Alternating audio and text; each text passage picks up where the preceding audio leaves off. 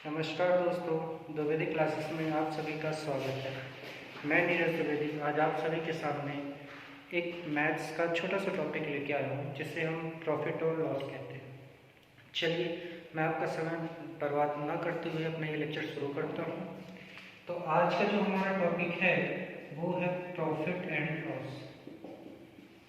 ठीक है, profit loss में हम देखेंगे कि कुछ हमारे टर्म्स होते हैं जिन्हें हमें खास तौर पे ध्यान रखना चाहिए और उन टर्म्स के आधार पर हम ये अपना पूरा चैप्टर सॉल्व कर सकते हैं। ठीक है, तो सबसे पहले हम देखते हैं कि हमारा पहला जो टर्म्स होता है वो है एक सीपी जिसे हम क्रय मूल्य कहते हैं, एक होता है एसपी जिसे हम विक्रय मूल्य कहते हैं, एक होता है पी परसेंट जिसे हम प्रॉफिट परसेंट कहते हैं, एक होता है एल और एल परसेंट जिसे हम लॉस परसेंटेज कहते हैं, और एक होता है हमारा एमपी जिसे हम अंकित मूल्य या फिर मार्क प्राइस कहते हैं, और इसी में हमें मिलता है डिस्काउंट परसेंटेज। ठीक है, तो क्रम से इन सभी के बारे में हम देखेंगे और अध्ययन करेंगे। तो सबसे पहले हम देखते हैं कि हमें प्रॉफिट कैसे होता है। प्रॉफिट होने का सबसे मेन कॉन्सेप्ट ये है कि जितने में हम वस्तु को खरीदे उसका मूल्य ज़्यादा होना चाहिए, कम होना चाहिए, और बेचने वाले का मूल्य ज़्यादा होना चाहिए। तो खरीदने वाला कहलाता है सीपी और बेचने वाला कहलाता है एसपी। तो प्रॉफिट कैसे होगा? जब हम बेचे ज़्यादा में और खरीदे कम में, तो बेचने और खरीदने का अंतर ही हमें प्रॉफिट देता है। ठीक है, लेकिन इसमें ध्यान रखना है कि एसपी मतलब बेचने वाले का मूल्य ज़्यादा होना चाहिए खरीदने वाले के मूल्य से। अब अगर हम परसेंटेज की बात करें तो परसेंटेज जो होगा वो हो जाएगा एसपी माइनस सीपी बटे सीपी गुणे 100। ठीक है, और परसेंटेज का चिन्ह लग जाएगा। मतलब सीधा सा है कि हमें एक रेशियो चाहिए और उस रेशियो को अगर हमें परसेंटेज में बदलना है तो 100 से मल्टीप्लाई कर दें तो हमारा परसेंटेज बदल जाएगा। ऊपर हमारा प्रॉफिट हुआ, नीचे किस बेस पर प्रॉफिट हुआ, तो वो प्रॉफिट हमारा किस बेस पे हुआ है? क्रय मूल्य मतलब खरीदने के आधार पर प्रॉफिट हुआ है। तो हमारा प्रॉफिट परसेंटेज हो जाएगा एसपी माइनस सीपी बटे सीपी गुणे 100। सेम है, ऐसे अगर हम लॉस परसेंटेज की बात करेंगे तो लॉस परसेंटेज क्या होगा कि खरीदने वाले का मूल्य ज़्यादा होना चाहिए, बेचने वाले का मूल्य कम होना चाहिए।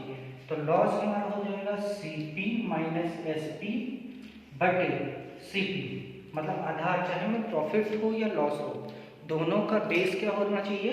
हमारा सीपी ही होना चाहिए। अब इसे हमें क्या बनाना है? परसेंटेज बनाना है। तो इसके लिए हम क्या करेंगे?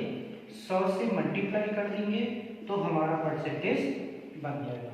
ठीक है, अब इसके आगे हम देखते हैं अगला जो हमारा फॉर्मूला है वो होता है इसका एसपी का। ठीक है, तो एसपी का फॉर्मूला निकालने के लिए हम क्या करेंगे? सीपी गुणे 100 प्लस माइनस, अगर प्रॉफिट है तो प्लस और लॉस है तो माइनस अपॉन 100।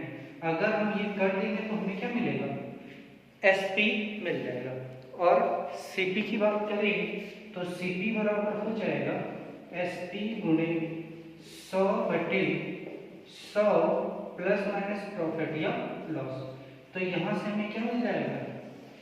सीपी मिल जाएगा। ठीक है, तो इसके आगे हम और देखते हैं। तो एक मिनट, चलिए दोस्तों, तो अभी हमने देखा सीपी, एसपी, प्रॉफिट, लॉस, इतने का फॉर्मूला हमने देख लिया। अब हम आगे चलेंगे तो आगे हम और फॉर्मूले देखेंगे। तो जैसे हम जानते हैं अब हमारा है एमपी, डिस्काउंट, एसपी और सीपी का फॉर्मूला। ठीक है, तो हमें डिस्काउंट कैसे प्राप्त होता है? डिस्काउंट की बात करेंगे तो डिस्काउंट में लेके जितना वस्तु पर मूल्य लिखा है, अंकित किया गया है, उससे जितने में हमने खरीदा है उन दोनों का अंतर हमें डिस्काउंट देके जाता है।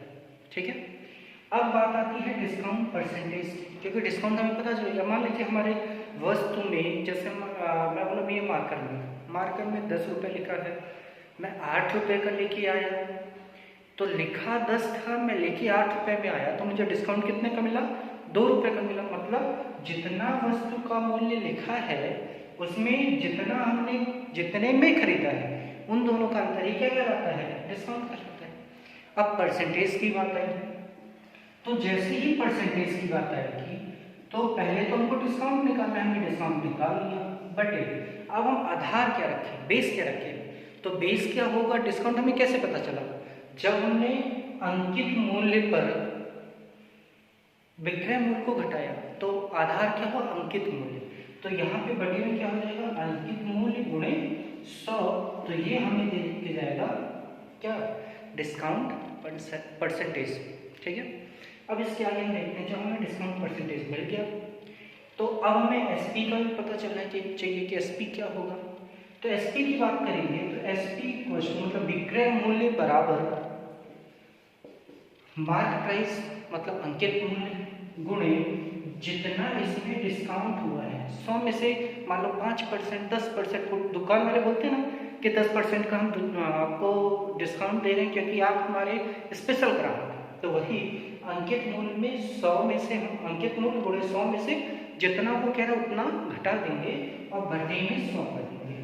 तो ये हमें क्या देके जाएगा, विक्रय मूल्य देके जाएगा। तो अगर मार्क प्राइस मतलब अंकित मूल्य कभी निकालना हो तो उस कंडीशन में अंकित मूल्य बराबर विक्रय मूल्य गुणे 100 बटे 100 माइनस डिस्काउंट। ठीक है, तो ये हमें क्या देके जाएगा, ये हमें देके जाएगा अंकित मूल्य।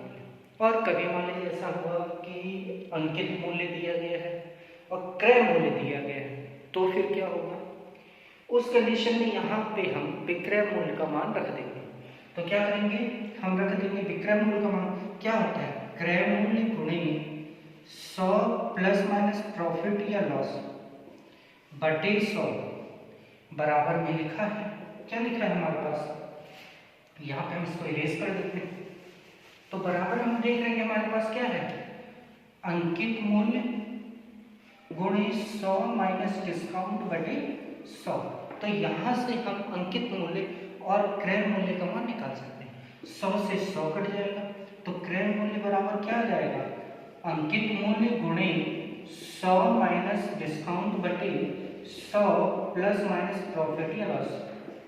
मैं प्लस माइनस इसलिए लिखता हूँ कि अगर हमें प्रॉफिट होगा तो प्लस लेंगे और लॉस होगा तो माइनस लेंगे। इस कंडीशन में क्रय मूल्य दिया गया हो, जब हमें अंकित मूल्य क्रय मूल्य निकालना हो, जब हमें अंकित मूल्य दिया गया हो, डिस्काउंट परसेंटेज दिया गया हो, प्रॉफिट या लॉस दिया गया हो। अब कभी ये पूछे कि क्रय मूल्य दिया गया हो, अंकित मूल्य निकालना, तो उस कंडीशन में हमारा जो फॉर्मूला हो जाएगा वो कुछ इस तरह का हो जाएगा कि अंकित मूल्य बराबर क्रय मूल्य गुणे 100 प्लस माइनस प्रॉफिट या लॉस बटे 100 हो जाएगा, 100 माइनस डिस्काउंट। ये हमें देके जाएगा क्या, अंकित मूल्य देके जाएगा। ठीक है, तो यहाँ पे हमने जो फॉर्मूले देखे हैं वो हमें ध्यान रखना है। इसके आगे मैं आप सभी के लिए क्वेश्चंस लेके आऊँगा जो कि हमारे प्रॉफिट और लॉस से संबंधित होगा और फिर उसके बारे में हम डिस्कस करेंगे, जो कि खास तौर पे हमारे मध्य प्रदेश एसआई में पूछे गए हैं, मध्य प्रदेश आबकारी आरक्षक में पूछे गए हैं, मध्य प्रदेश पटवारी में पूछे जाएंगे या पूछे गए हैं। ऐसे क्वेश्चंस की मैं सीरीज लाऊंगा और उनके कॉन्सेप्ट के साथ हम काफ़ी कोशिश करेंगे कि इन फॉर्मूले का यूज़ ना करना पड़े, बिना फॉर्मूले के ही हमारा आंसर है। ठीक है, मैंने आपको कॉन्सेप्ट दे दिया है फॉर्मूले के रूप में, लेकिन अब जो हम पढ़ाएंगे उसमें कोशिश करेंगे बिना फॉर्मूले के हमारा आंसर आएगा। तो चलिए आज की क्लास में इसी के साथ समाप्त करता हूँ। धन्यवाद दोस्तों।